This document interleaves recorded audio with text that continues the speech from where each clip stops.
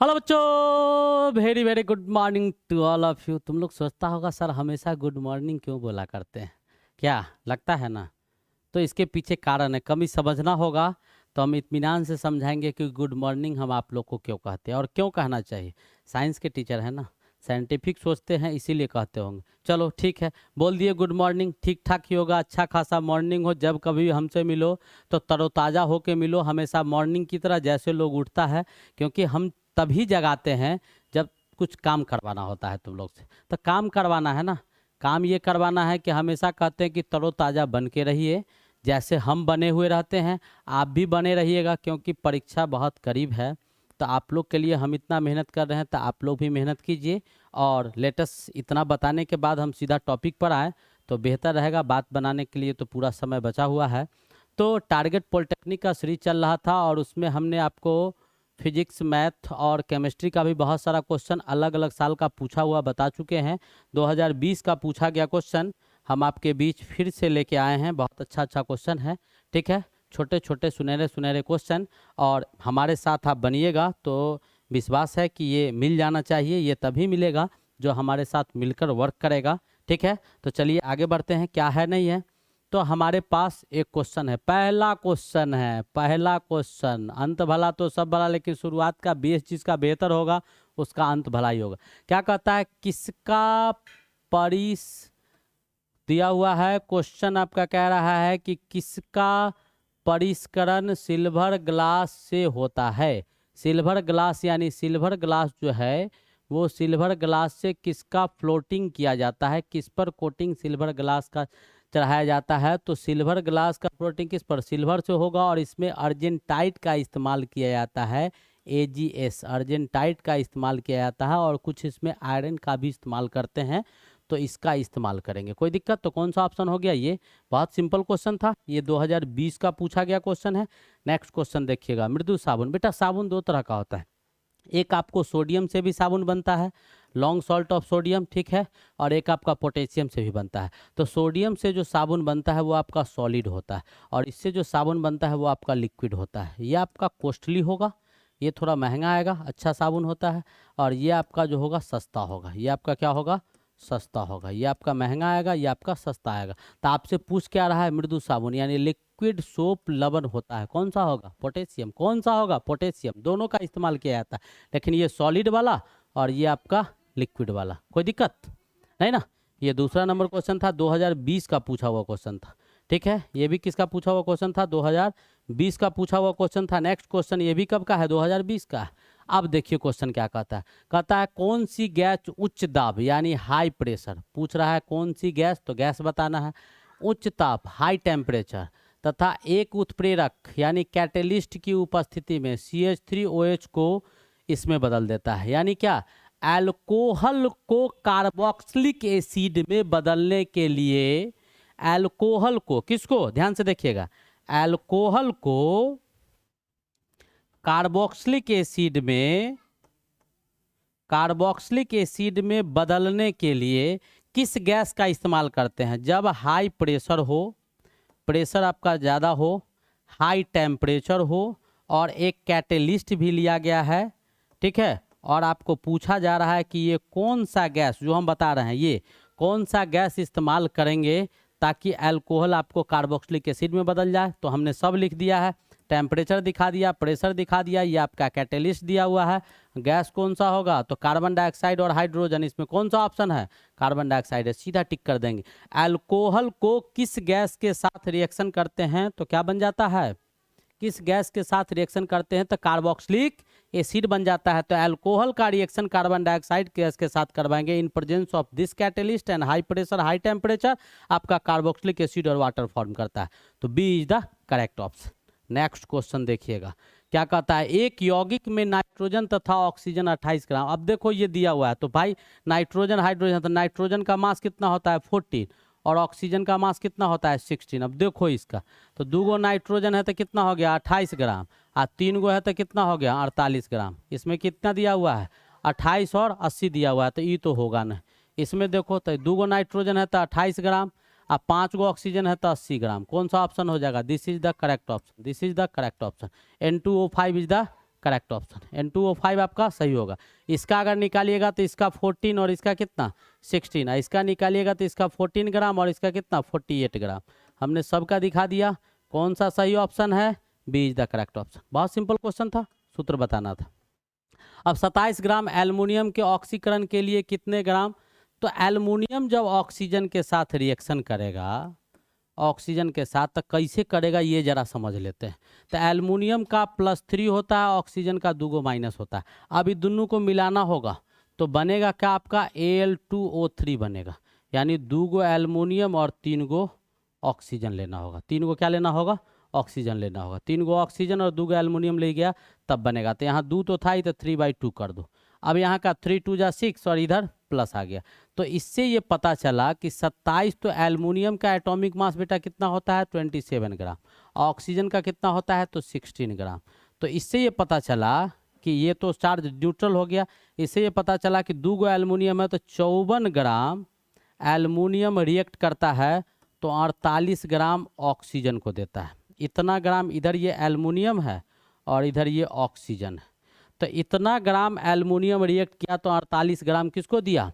Oxygen को दिया। इतना ग्राम एल्युमिनियम इतना ग्राम ऑक्सीजन से रिएक्ट करके कंपाउंड बनाया। तो कितना ग्राम पूछ रहा है? तो 1 ग्राम जब करेगा तो 48/54 हो जाएगा, इतना ग्राम ऑक्सीजन। तो पूछ रहा है 27 ग्राम जब करेगा तो कितना होगा? तो 48 बटा कितना 54 गुने कितना 27 ग्राम। तो 27 दूनी 54, 24 कितना हो जाएगा 24 ग्राम। कितना gram? 24 gram. D is the correct option. आया समझ में? एल्युमिनियम ऑक्सीजन के साथ क्या कैसे किया, तो इसको हमने बैलेंस किया, ये निकाल दिया। तो इससे पता चला कि ये 54 ग्राम तो ये 48 ग्राम। तो 54 ग्राम तो 48 ग्राम, 1 ग्राम तो इतना और 27 ग्राम तो कितना? तो 27 ग्राम एल्युमिनियम के ऑक्सीकरण के कितने ग्राम संपूर्ण तो ऑक्सीजन की आवश्यकता होगी, तो वो बता दिए। ये भी 2020 का क्वेश्चन था। ऐसे पकड़ो क्वेश्चन को, फार्मूला कितना याद करोगे? बेसिक चीज को पकड़ो, छोटे छोटे पॉइंट्स को ट्रिक टेक्निक जैसे बता रहे हैं, सब बेसिक चीज बताते हैं हम। ध्यान से पढ़ो, समझो, देखो, कहीं कोई दिक्कत आने वाला नहीं है यार, कहीं दिक्कत नहीं आएगा। आएगा तो हम है ना, केवल चलो मेरे साथ, उंगली पकड़ के चलाने के लिए ही हम आए हैं। केवल चलते रहिए, जैसे हम कहते हैं ब्लाइंडली फेथ कीजिए, आगे बढ़िए, मंजिल तक लेके ही दम तोड़ेंगे। चलिए आगे बढ़ते हैं। क्या कहता है? HCHO में कार्बन का ऑक्सीकरण संख्या, तो H मान लो, C मान लो, H मान लो, O मान लो। तो कार्बन का मान लो X, हाइड्रोजन का कितना होता है +1 जोड़ दीजिए। इस हाइड्रोजन का कितना होगा +1 जोड़ दीजिए, और इसका कितना होगा तो +-2 होता है ऑक्सीजन का। आई टोटल पर चार्ज कुछ नहीं है, इसका मतलब 0 होगा तो बराबर 0 कर दो। तो x = क्या हो जाएगा -2 उधर जाएगा तो +2 और 2 2 इधर जाएगा 2 बराबर कितना हो गया 0। यानी x का क्या होगा? है कोई ऑप्शन? है तो 0। आ गया समझ में? बहुत सिंपल था। ऐसे भी आप देख सकते हैं, कार्बन है, double bond oxygen, hydrogen, hydrogen, तो इस पर +1 तो इस पर -1, इस पर +1 तो इस पर -1, इस पर -2 तो इस पर +2। अब +2 -1 -1 चारों को जोड़ देंगे तो क्या आ जाएगा 0। आएगा या नहीं आएगा? आ गया ना? तो यही पूछा था, ये भी 2020 का क्वेश्चन था, बहुत ही आसान क्वेश्चन था।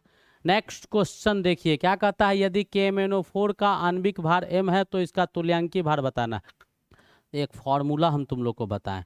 वैसे तुल्यांकी भार हम पढ़ा चुके हैं, आपका कंसंट्रेशन सांद्रित पद में इसको एक्सप्लेन कर चुके हैं। तुल्यांकी भार जो होता है वो आपका आणविक भार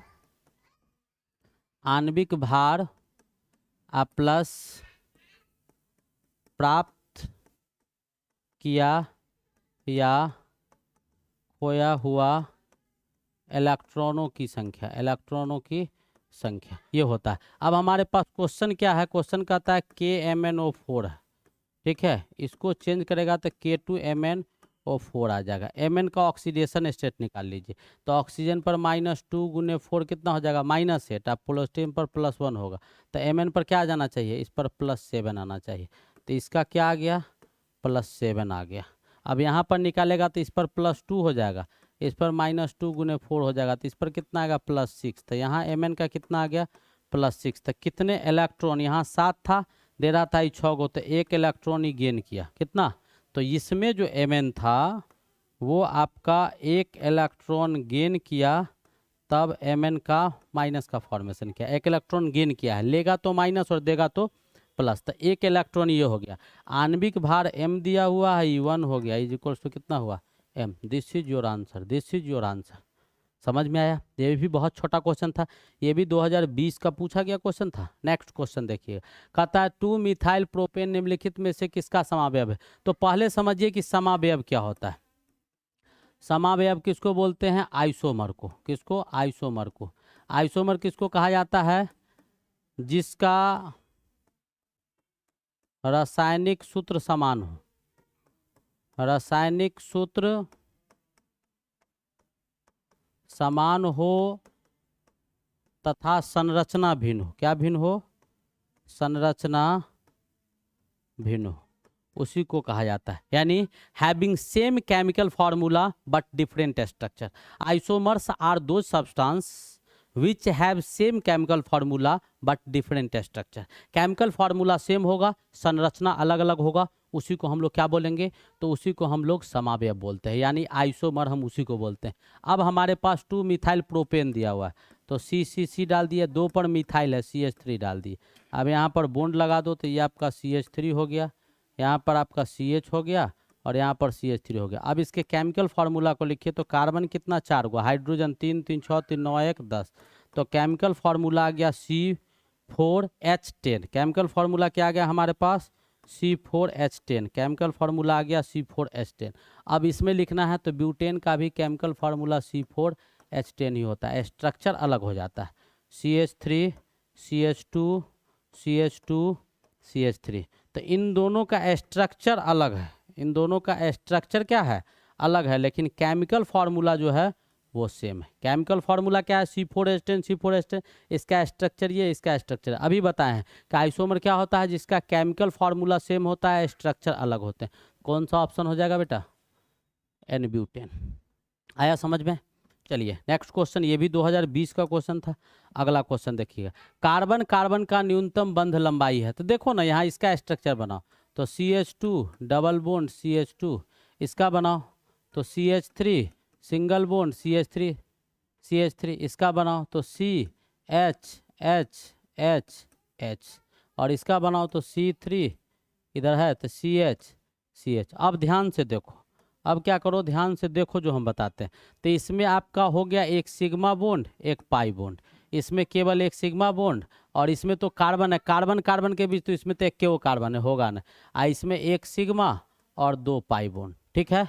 तो ये एक सिग्मा एक पाई है, तो ये बॉन्ड जो होगा ये आपका सबसे बड़ा बॉन्ड होगा, सबसे बड़ा, क्योंकि सिंगल एक ही बॉन्ड है सिग्मा बॉन्ड, और इसमें 2 बॉन्ड है, तो भाई सिग्मा के साथ पाई है तो इसका भी कुछ मजबूताई होगा, स्ट्रेंथ होगा, तो ये छोटा और छोटा हो जाएगा। और इसमें 2 पाई एक सिग्मा बॉन्ड है, तो पूछ क्या रहा था कि कार्बन कार्बन का न्यूनतम बंध लंबाई किसका होगा? इसका कारण होगा। पूछेगा क्यों? तो due to presence of 1 sigma and double pi bond, एक सिग्मा और 2 पाई बंधन के उपस्थिति के कारण बॉन्ड होगा। जितना ज़्यादा बॉन्ड होगा उस सबका कुछ ना कुछ स्ट्रेंथ होगा, एक दूसरे के करीब लाएंगे तो बंधन दूरी घटेगा। चलिए ये भी 2020 का क्वेश्चन था। नेक्स्ट क्वेश्चन देखिएगा, कहता है प्रयोगशाला में प्रथम संश्लेषित कार्बन। देखो ऑर्गेनिक कंपाउंड बहुत न्यू बॉर्न बेबी है, बहुत न्यू बॉर्न बेबी है। 1828 के बाद लगभग 100-150 बरस इसका आयु होगा, उससे ज़्यादा आयु नहीं है, 100-150 बरस से ज़्यादा आयु नहीं है।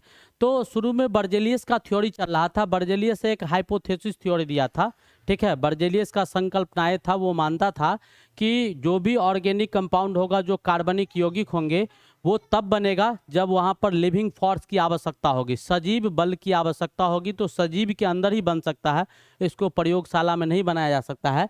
लेकिन 1828 ईस्वी में होलर नाम का वैज्ञानिक, 1828 ईस्वी में किस नाम का वैज्ञानिक? होलर नाम का वैज्ञानिक क्या किया कि एक एक्सपेरिमेंट करा रहा था। क्या एक्सपेरिमेंट कर रहा था कि सिल्वर साइनेट, किसका रिएक्शन? सिल्वर साइनेट का रिएक्शन करवा रहा था अमोनियम क्लोराइड के साथ, और बनाने क्या जा रहा था? वो अमोनियम क्लोराइड के साथ रिएक्शन करवा रहा था और बनाने जा रहा था अमोनियम साइनेट। क्या बनाने जा रहा था? अमोनियम साइनेट वो बनाने जा रहा था, अमोनियम साइनेट वो बनाने जा रहा था। यानी इन दोनों का रिएक्शन करवा के ये लैब में होलर 1828 में ऐसा कहानी शुरू किया था, लैब में बनाने जा रहा था। लेकिन अचानक हीट ज़्यादा होने के कारण ये कंपाउंड किस में चेंज कर गया, यूरिया में चेंज कर गया। काम उसका था ये दोनों को मिलाकर ये बनाना, लैब में कर रहा था, लेकिन अचानक क्या बन गया, यूरिया बन गया। अब कहता है कि पहला संश्लेषित पदार्थ कौन है, तो पहला संश्लेषित पदार्थ आपका जो लैब का है वो आपका यूरिया है। कौन सा है, यूरिया, NH2CO NH2। समझ में आया, ये भी 2020 का क्वेश्चन था। नेक्स्ट क्वेश्चन देखिएगा, कहता है हक्कल नियम के अनुसार, हक्कल नियम था, हक्कल जो था HUCKEL, हक्कल रूल था, एरोमेटिसिटी ऑफ कंपाउंड, कंपाउंड जो होता है ना वो प्लेनर हो, एक ही प्लेन पर आ जाए, यानी जैसे हमारा बोर्ड एक प्लेन है 2D फिगर, तो कोई भी कंपाउंड जो होगा वो प्लेनर होगा, एक ही प्लेन पर होगा और उसके प्रॉपर्टीज एरोमेटिक होंगे, बेंजीन से रिलेटेड होंगे, ठीक है, साइक्लिक कंपाउंड होगा एरोमेटिक नेचर का। उसके नियम को बताने का काम हक्कल किया था। हक्कल नियम के अनुसार एक चक्रीय युग्मत यौगिक एरोमेटिक होगा यदि उसमें इलेक्ट्रॉन की संख्या, तो कितना वो बताया था, 4π+2n इलेक्ट्रॉन्स अगर किसी के पास पाया जाता है, किसी इलेक्ट्रॉन मतलब किसी भी सब्सटेंस के पास, तो वो आपका प्लेनर भी होगा और एरोमेटिक प्रॉपर्टीज को शो करने का भी काम करेगा। ये हक्कल ने बताया था कि अगर किसी भी सब्सटेंस के पास, जो केमिकल सब्सटेंस आपको दिया गया है, उसके पास 4π+2n इलेक्ट्रॉन्स पाया जाता है, तो वो एरोमेटिक नेचर का भी होता है और आपका चक्रीय युग्मित को भी शो करता है, ठीक है, aromatic property plus cyclic nature का भी होता है और प्लेनर भी होता है। ये भी 2020 का पूछा हुआ क्वेश्चन था। नेक्स्ट, कहता है निम्न में से कौन सा यौगिक प्रकाश सक्रिय। अब जरा सा इसको समझेगा, इसको प्रकाश सक्रिय का बोलते हैं हम लोग optically active. Optically active, optically active कौन होगा सो आपको बताते हैं। जैसे ऑप्टिकली एक्टिव मतलब प्रकाश सक्रिय, जैसे मान लो कि हम एक आईना का एग्जांपल लेते हैं, तब तुम लोग को समझ में आएगा। जैसे मान लो कि यहाँ पर जैसे हम ये आपको मिरर बना देते हैं, ठीक है, प्रकाश सक्रिय। अब मान लो कि यहाँ पर हम मान लो कि किसी चीज़ को लेते हैं, जैसे मान लो यहाँ पर एक रॉड ले लो, लोहा का रॉड ले लो, ऐसे करके जैसे हम ले रहे हैं, आप भी ले लीजिएगा। तो इसका जो प्लेन मिरर होगा तो इसका आपका संरचना लगभग ऐसा बनेगा, आपको गड़बड़ दिखाई देगा तो समझ जाइएगा जैसा ये है बिल्कुल वैसा ही बनेगा, लेकिन इसमें और इसमें कोई अंतर नहीं नजर आएगा। लेकिन अगर मान लो आईना के सामने हम खड़े हो जाते हैं तो हम ऑप्टिकली एक्टिव है। कैसे जानते हो, मेरा दायां हाथ जो है, जैसे ये माइक लगा हुआ है तो ये दाहिने तरफ से लगा हुआ है ना, ऐसे करके इधर से लगा हुआ है। जब हम आईना के सामने खड़े होंगे ना तो ये बाएं तरफ से दिखाई देगा, ये किधर से दिखाई देगा, बाएं तरफ से, तो ऑप्टिकली एक्टिव हो गया। लेकिन इसको हम हटा दें, हमारे पास दो आँख है, एक लाइट राइट लेफ्ट बांटे हुए हैं, तो ऑप्टिकली लेटरली इन्वर्टेड इमेज बनता है, तो राइट लेफ्ट हो जाता है, लेफ्ट राइट हो जाता है। तो आपको कह रहा है कि निम्न में से कौन सा यौगिक, जैसे मान लो ये कलम है, इस पर कुछ लिखा हुआ न रहे तो आईना के सामने ऐसे रखेंगे तो बीम बनेगा, फिर इसको पलट देंगे, जैसे रखेंगे बिल्कुल सेम चीज उसमें दिखाई देगा, तो इमेज और इसमें कुछ अंतर नहीं आएगा। तो एक्टिव होने के लिए कहीं ना कहीं कुछ डिफरेंसेस लाना होता है। जैसे हम कार्बोहाइड्रेट से पढ़ाएंगे और 12 का जो बच्चा 12 पास होगा वो पढ़ा होगा कार्बोहाइड्रेट्स में ग्लूकोज, फ्रुक्टोज और सुक्रोज, ये सब जो पढ़ाया जाता है तो उसमें कायरल कार्बन आता है। तो कायरल कार्बन जैसे मान लो कि यहाँ पर मान लो कि ये सिंपल था, इसमें नहीं पता चला, हम क्या करते हैं कि यहाँ पर एक बंदर को लटका देते हैं। यहाँ पर किसको लटका दिए, बंदर को। जैसे ये बंदर इधर से लटका हुआ दिखाई दे रहा है राइट साइड से ना, तो इस पर आपको ये बंदर आपको किधर से दिखाई देगा, तो लेफ्ट साइड से ऐसे लटका हुआ दिखाई देगा। कैसे दिखाई देगा, ऐसे लटका हुआ दिखाई देगा। तो अंतर आ गया ना, यहाँ पर ये अंतर है, ये आपको इस साइड से है, ये आपका इस साइड से है, इधर से दाहिने तरफ है और इधर से बाएं तरफ है, तो ये ऑप्टिकली एक्टिव हो गया। ये ऑप्टिकली क्या हो गया, एक्टिव हो गया। तो इसमें आप देखिएगा तो कायरल कार्बन आपका आगा 2-क्लोरोब्यूटेन। तो मान लो एक एग्जाम्पल लेते हैं, ये ले लिए, अब इसको हम मिटाते हैं, ध्यान से देखो, अभी इसको जरा देखो, तो 2-क्लोरोब्यूटेन, ब्यूटेन दिया हुआ है तो CH4 और 2 पर क्लोरीन है, यानी क्या Cl CH2 CH, ये दिया हुआ है। तो अब इधर से 2 पर है, जब इधर से आप देखिएगा तो यहाँ क्या हो जाएगा, CH3 CH2 CH Cl CH3 हो जाएगा। अब देखो इधर से 1 2 3 4, इधर से 1 2 3 4, पोजीशन में अंतर आया कि नहीं आया। इधर से 2 नंबर पर था, इधर से ऐसे चले तो उल्टा आपका कितना नंबर पर है, 2 नंबर पर। तो due to presence of this, इसके उपस्थिति कारण, इसी कार्बन को बेटा कायरल कार्बन कहा जाता है, ठीक है। तो कायरल कार्बन पर अगर कोई ब्रांच ये सब जैसे बंदर लगा के दिखाए थे तो ये आपको किसको शो करेगा, प्रकाश सक्रिय होगा। अगर यहाँ पर ये नहीं होता, जैसे क्लोरीन को हम हटा देते तो जो इधर से था वही इधर से था, 1 2 3 4 लिख देते, तो इसको बोलते हैं ऑप्टिकली एक्टिव। हम लोग को इनऑर्गेनिक में पढ़ना है, आगे चलेंगे तो पढ़ेंगे। आप लोग 10th में अभी नहीं जान रहे हैं, 12 में चलेंगे तो वहाँ पर आइसोमेरेज में पढ़ाएंगे समावयवता, तो उसमें ऑप्टिकली एक्टिव और ऑप्टिकली इनएक्टिव को हम लोग पढ़ेंगे। चलिए नेक्स्ट क्वेश्चन, ये भी 2020 का पूछा गया क्वेश्चन था। अगला क्वेश्चन देखिएगा, कहता है एक प्रबल क्षार स्ट्रॉन्ग बेस है, अल्फा हाइड्रोजन को निराकार एब्स्ट्रैक्ट कर सकता है कौन? केटोन। कौन कर सकता है? कीटोन। अल्फा हाइड्रोजन, जैसे मान लो कहीं आपको दिया हुआ है सी डबल बॉन्ड ओ दिया हुआ है, यहाँ पर दो है, ये हाइड्रोजन ये हाइड्रोजन, तो ये कार्बन आपका अल्फा कार्बन हो गया, ठीक है। और यहाँ पर अगर मान लो यहाँ पर CH2 डाल दिए तो ये आपको बीटा कार्बन हो गया। फिर यहाँ पर से क्या किए, CH3 ऐसे डाल दिए तो ये gamma, alpha beta gamma lambda ऐसे मानते हैं, तो ये आपका अल्फा कार्बन है। तो अल्फा कार्बन, तो अल्फा पोजीशन पर कार्बन तो है, हाइड्रोजन तो है, तो हाइड्रोजन यहाँ से जो हाइड्रोजन इसको हम निकाल दिए, निकलेगा बाहर ये हाइड्रोजन, तो यहाँ पर C डबल बॉन्ड ओ बचेगा, ये खाली स्थान, और यहाँ पर CH2, यहाँ पर CH3, तो दिस हाइड्रोजन इज कॉल्ड, कौन सा हाइड्रोजन? ये जो हाइड्रोजन हमारे पास मिला ये अल्फा हाइड्रोजन बना। तो अल्फा हाइड्रोजन का पोजीशन जहाँ होगा वही बनेगा ना, जहाँ पे पोजीशन होगा वही बनेगा। तो कीटोन में ये सबसे ज़्यादा आसानी से देखने को मिलेगा, कोई दिक्कत है नहीं ना। चलिए ये था, अगर बीटा हाइड्रोजन निकालना है तो यहाँ से हाइड्रोजन निकाल दो, गामा निकालना है तो ये निकाल दो। इसके अगर मान लो इसको CH2 इसको CH3 कर दे, यहाँ से निकालेंगे तो कौन सा हाइड्रोजन होगा? लेमडा हाइड्रोजन होगा। तो पूछ रहा था किससे? तो कीटोन से। हमने दिखा दिया, ये भी 2020 का पूछा गया क्वेश्चन था। नेक्स्ट क्वेश्चन देखिएगा, कहता है CH4 में सिग्मा बंधन कितना है? तो बना दो यार, क्या सिंगल बॉन्ड कहीं भी दिखाई दे, कार्बन हाइड्रोजन के बीच कोई भी कंपाउंड कहीं बनता है, उसमें अगर एक बंधन एक एक करके सिंगल बॉन्ड कहीं भी दिखाई देता है, इट मीन्स कि वो सिग्मा बॉन्ड है। ये भी सिग्मा, ये भी सिग्मा, ये भी सिग्मा, ये भी सिग्मा, तो क्या गो सिग्मा बॉन्ड हो गया? तो 4 गो सिग्मा बॉन्ड हो गया। कितना हो गया? 4 गो सिग्मा बॉन्ड हो गया। इस प्रकार हम लोगों ने क्या किया कि टोटल का टोटल कॉन्सेप्ट जो आपका था, वो टोटल का टोटल कॉन्सेप्ट इसका पढ़े, ठीक है। और 2020 का सभी पूछा गया क्वेश्चन आप लोग को बता दिए। आप लोग भी मन लगा के पढ़ते रहिए, रिवाइज कीजिए। कहीं कोई दिक्कत होता है आप बेहिचक हमसे पूछ सकते हैं, कमेंट कर सकते हैं। चैनल को सब्सक्राइब कीजिए, लाइक कीजिए। कहीं कोई दिक्कत हो तो कॉल भी कर सकते हैं, व्हाट्सअप भी कर सकते हैं। तब तक के लिए best of luck, thank you.